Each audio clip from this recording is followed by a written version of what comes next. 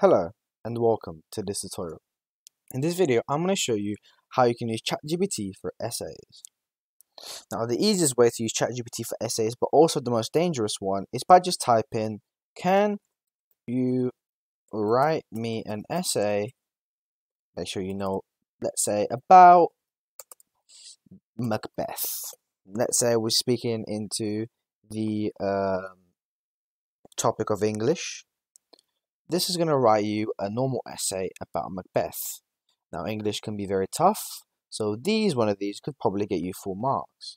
The bad and dangerous thing about it is that ChatGPT can now be detected by teachers, especially my university teacher who does YouTube videos, has caught some of the students using ChatGPT.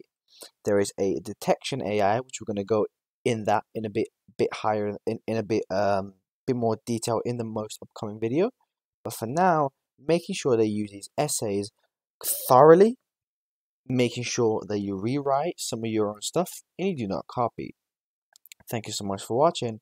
If you enjoyed, please like and subscribe, and I'll see you soon.